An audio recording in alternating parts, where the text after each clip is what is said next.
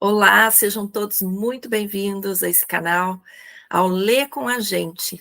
Então, hoje nós retomamos o episódio 13, Quebrando o Hábito de Ser Você Mesmo, com o Dr. Joe Dispenza. Eu me chamo Lisiane Pesce e tenho comigo nessa jornada, além de vocês todos, querida amiga Débora. Tudo bem, Débora? Tudo bem, que bom. Vamos dar sequência aí no nosso 13º episódio. E sempre lembrando aqui para vocês deixando os comentários aí, né? Os insights. Vamos lá. Vamos lá, isso aí. Vocês têm a oportunidade de interagir de alguma forma aqui com a gente, né? Deixando dúvidas, insights, até mesmo algumas transformações que vocês já estejam percebendo, sabe? Aqueles convites que a gente vai se fazendo no dia a dia, que essa obra pode estar aí trazendo para a vida de vocês. Então, vamos lá. Seguimos na página 103, que diz o seguinte: a epigenética sugere que podemos sinalizar nossos genes para reescrever nosso futuro. Nossos genes são tão mutáveis quanto o nosso cérebro. As pesquisas genéticas mais recentes mostram que diferentes genes são ativados em diferentes momentos. Estão sempre em fluxo e sendo influenciados. Existem genes dependentes de experiência que são ativados quando há crescimento, cura ou aprendizado. Existem genes dependentes do estado comportamental que são influenciados durante estresse, excitação emocional ou sonhos. Uma das áreas de pesquisa mais ativas atualmente é a epigenética, literalmente acima da genética, o estudo de como o ambiente controla as atividades dos genes. Então, para quem nunca ouviu, né? Agora vai ouvir um pouquinho ele esclarecendo sobre a epigenética. A epigenética vai de encontro ao modelo genético convencional, que estabeleceu que o DNA controla toda a vida e que toda a expressão genética se dá no interior da célula.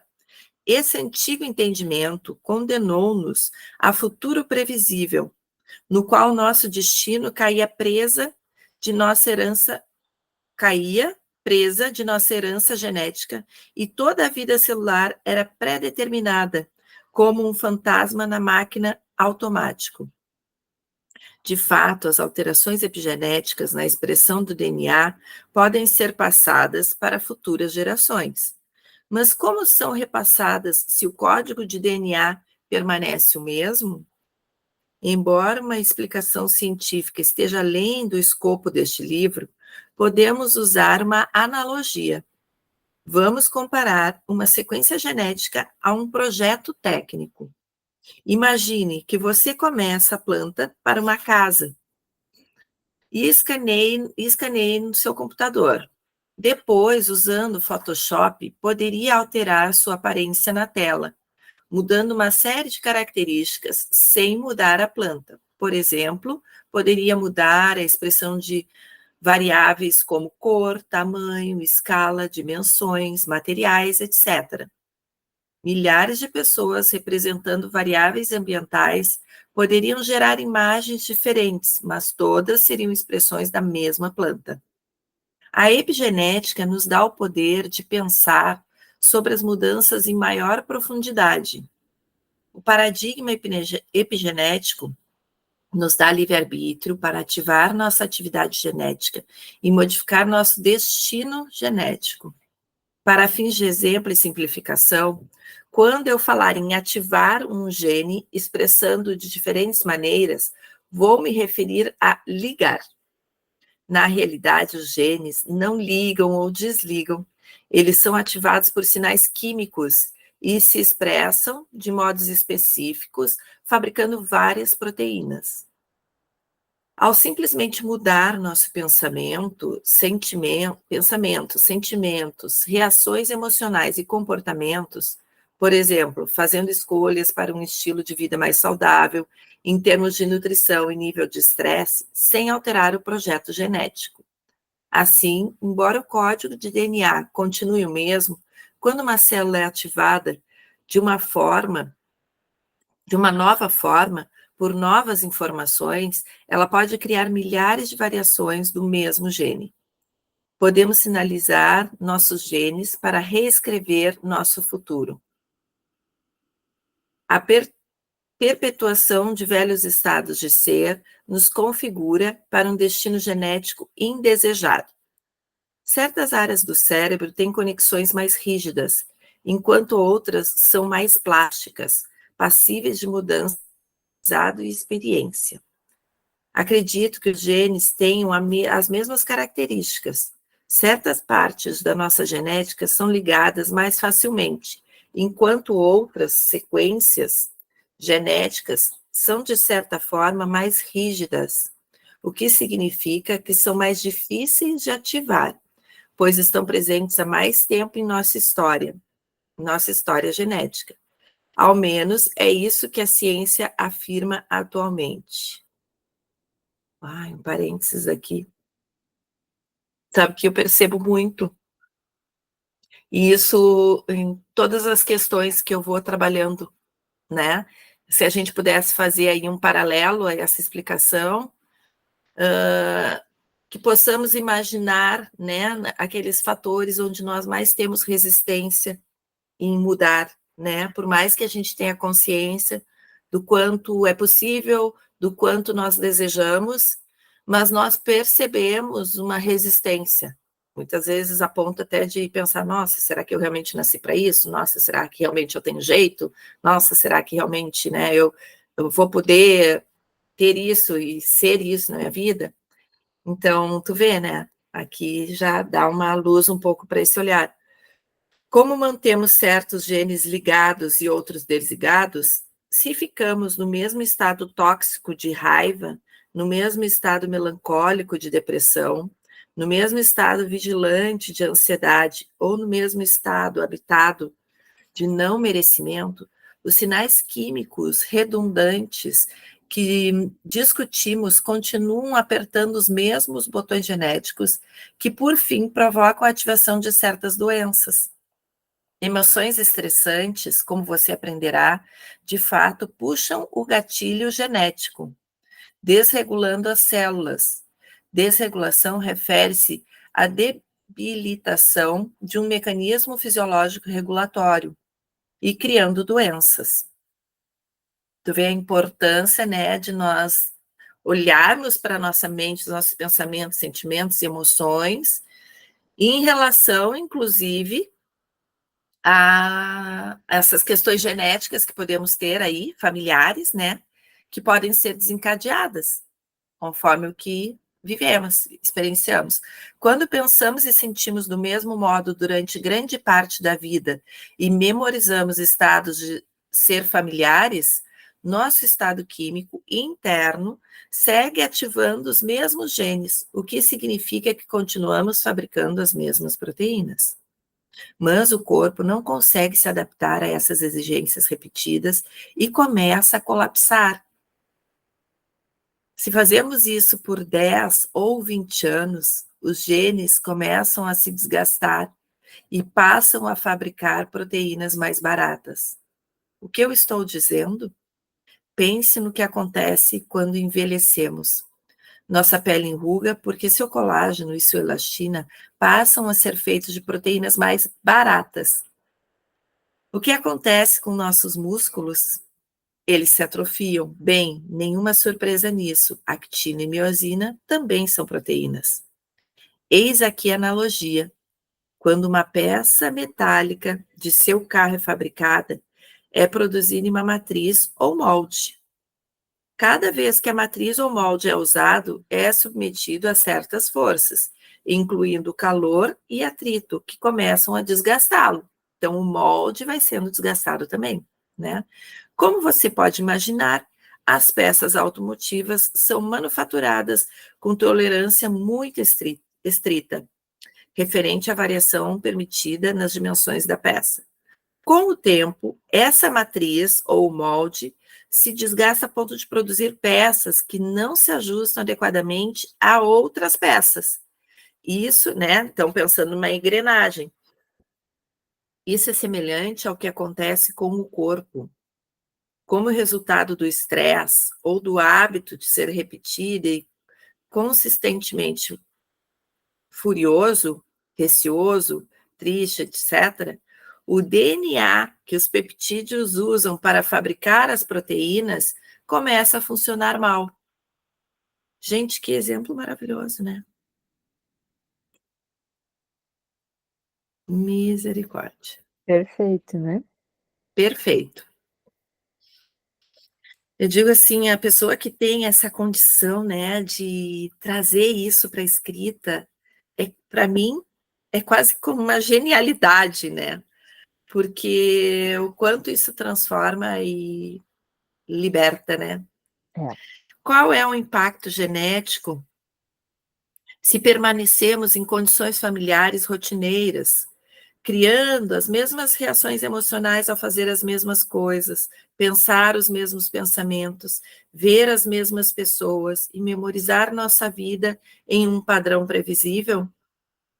Estamos a caminho de um destino genético indesejado. E aí vejam a nossa responsabilidade, perdão, hoje vai ter alguns comentários. Essa responsabilidade com esses moldes, não só para conosco mesmo, claro que aqui eu não entendo de, óbvio, genética, né, de forma profunda, mas vamos aqui, vamos assim, se abrir para viajar um pouco, né, mas também que moldes são esses que eu estou criando para os meus descendentes, né, que caminhos são esses que eu estou abrindo que vão ser reproduzidos pelos meus descendentes.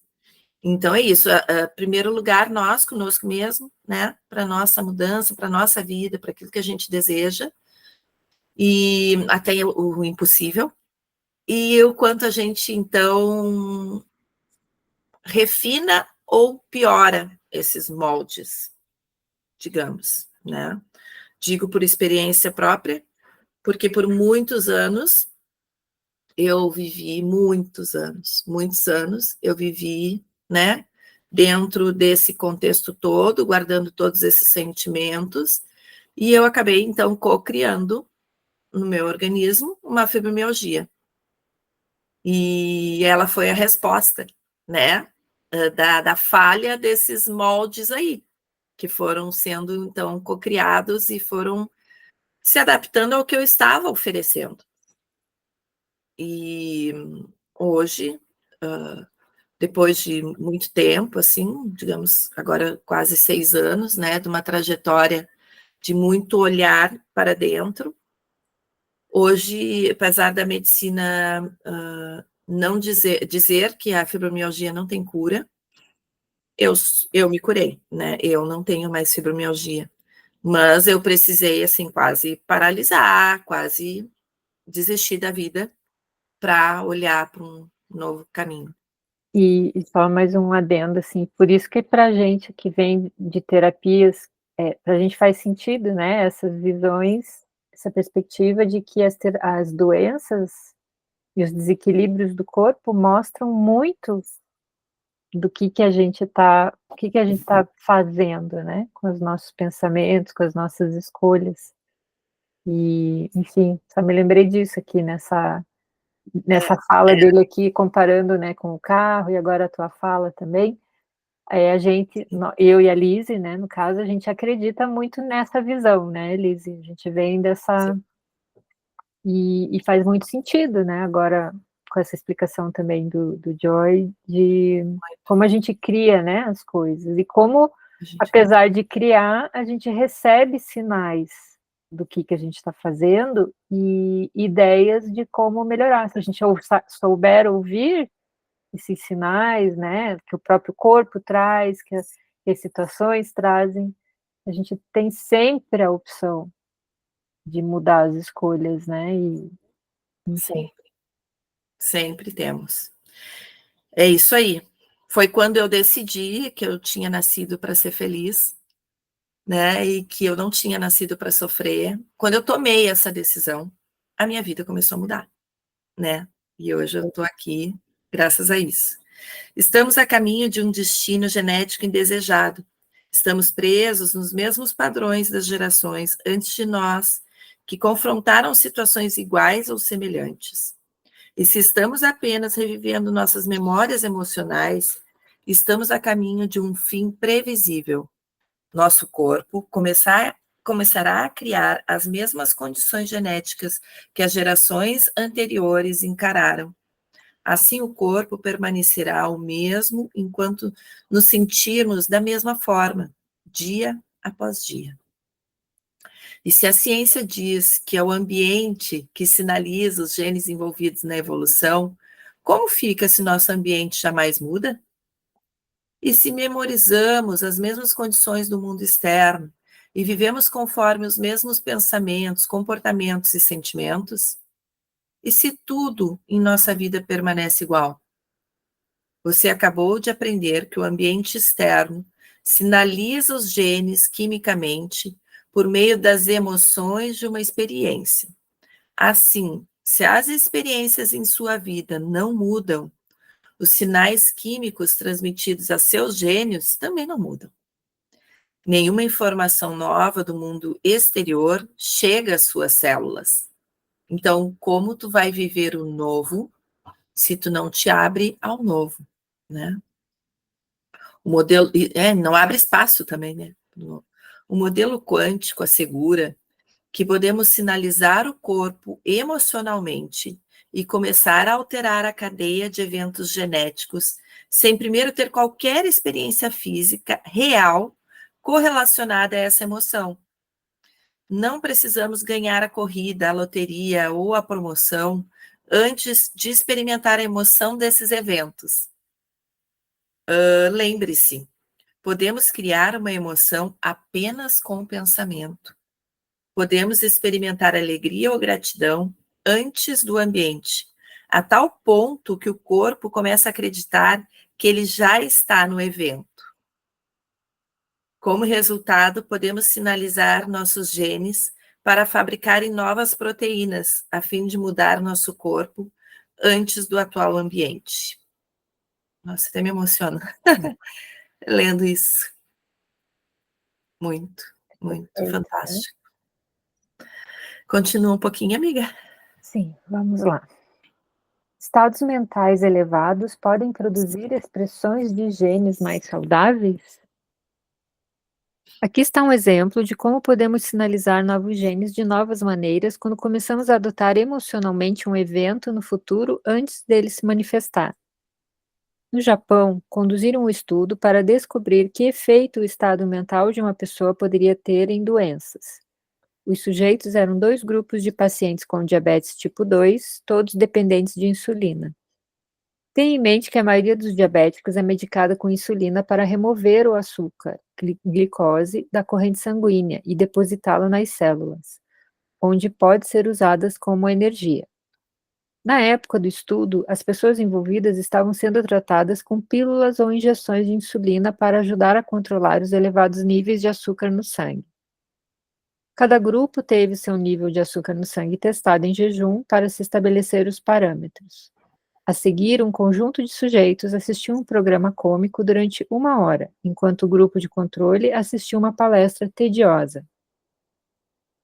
Os sujeitos do teste, então, fizeram uma refeição deliciosa e depois seus níveis de glicose no sangue foram verificados novamente. Houve uma discrepância significativa entre os sujeitos que assistiram o programa cômico e os que ouviram a palestra monótona. Em média, o nível de açúcar no sangue dos que assistiram à palestra monótona subiu para 123 miligramas, alto o bastante para necessitarem de insulina para se manterem fora da zona de perigo.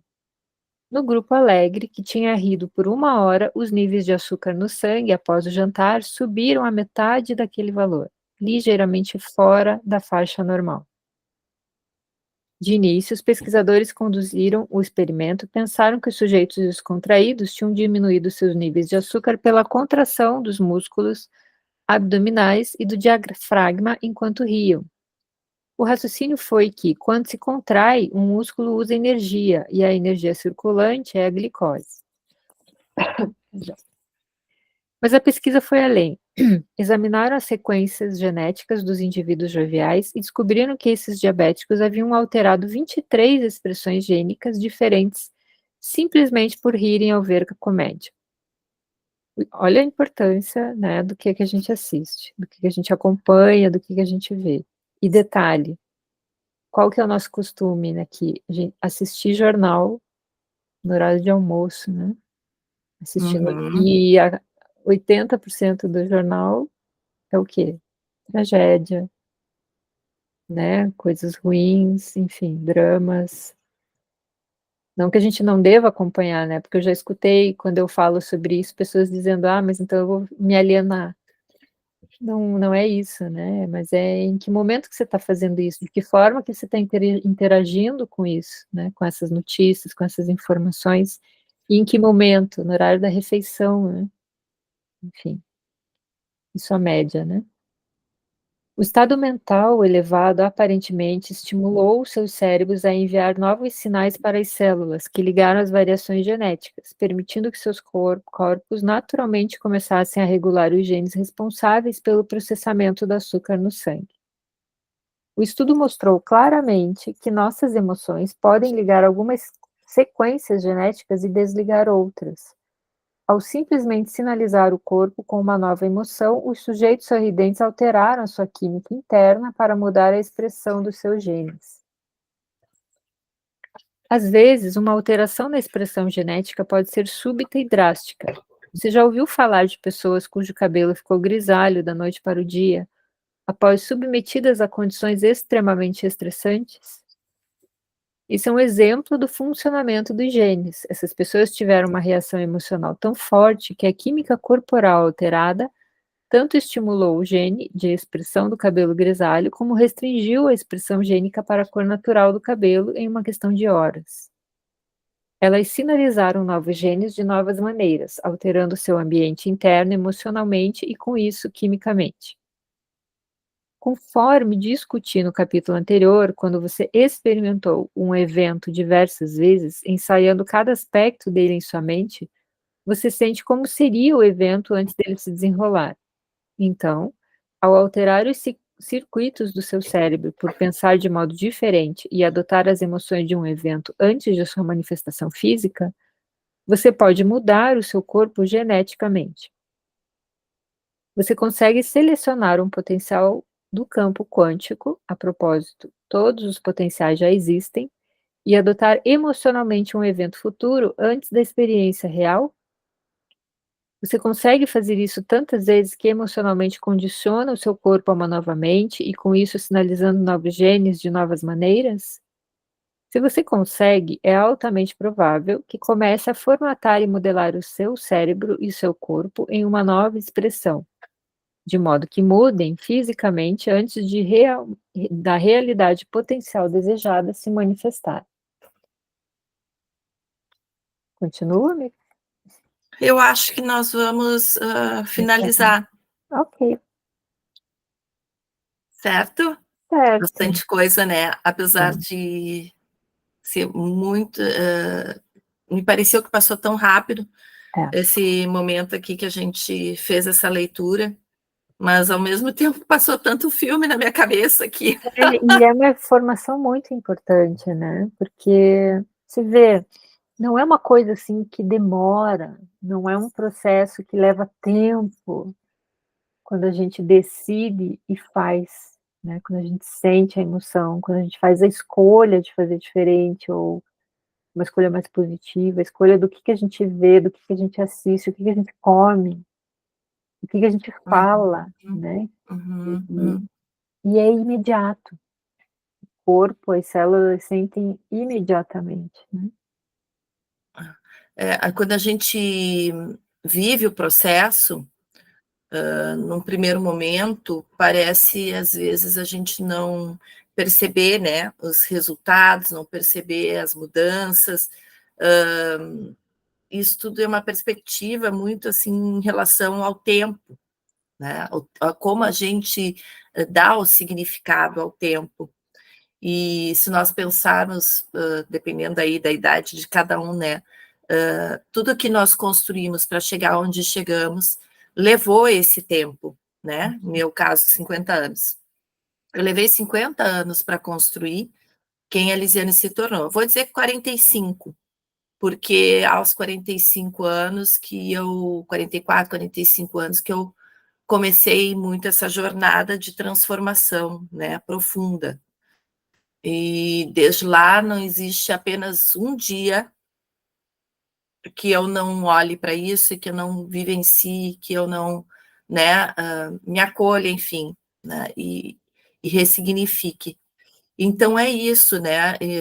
No início dessa jornada, eu achava que era tarde, eu achava que, nossa, só agora me dei conta, nossa, agora quanto tempo, agora que eu já estou indo mais para a linha final do que do início, né? Fui me dar conta disso tudo, mas eu nunca abri mão de uma coisa, de mim mesma, da minha felicidade, né? Desde o decreto que eu fiz. Então é isso.